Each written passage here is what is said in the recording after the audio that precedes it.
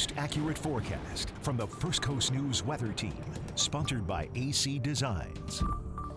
Well, the cold front that pushed through early on Tuesday morning really slowed down. It's one of the reasons why I'm not sure if you caught it, but we saw some beautiful sunset pictures yesterday. And then this evening, some sunset pictures. If you look way to the south, we can see some cirrus clouds. Now, those are the producer of these. That is showers and thunderstorms that are way down south. I mentioned that not only for those of you that might be traveling south, but now the front is going to begin to stall and slowly head back to the north. And so the big question for our weekend is, will there be any showers to get in the way of, well, Friday Night Football, the air show, of course, all weekend, the Jags at the bank, and so many other events going on. What I feel confident is the main event will stay offshore. Pretty significant storm system will develop over the Bahamas and then eventually head to the north. It's going to produce some gale force winds. It'll produce some windy, wet weather, first far south Florida, then the Bahamas, and then it should stay offshore of us. And it's increasingly looking like the showers will just stay offshore. But I'm just letting you know it's going to be a close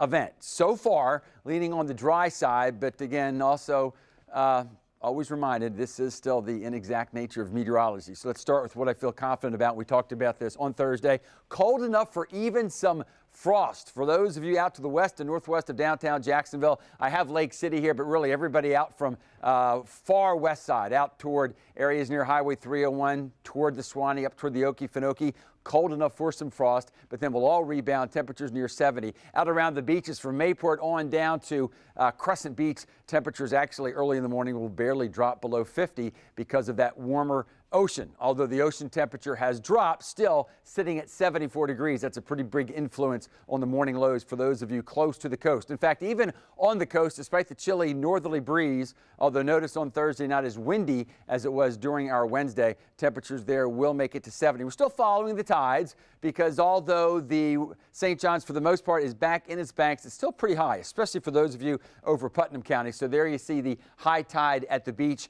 Generally speaking, if you're thinking about Palatka on to the south, at about 7 hours to that. So high tide tomorrow afternoon at 5. That'll be midnight tomorrow night. On to Friday we go, and even on to Friday evening, dry fields.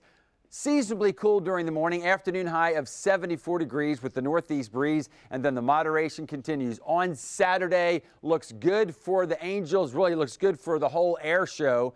Partly cloudy skies, and we're going to go for those isolated showers we were talking about to pretty much stay just offshore, although along the beaches and NAS along the river, right, it'll be breezy during the afternoon, but that'll be a breeze with temperatures well up in the 70s. So I don't think wind chill is going to be a problem. And if you're looking way ahead to next week and the border battle, and I know some folks get outside early, look at the trend in the temperatures. Both the morning lows and the afternoon highs will continue to warm at least through mid next week.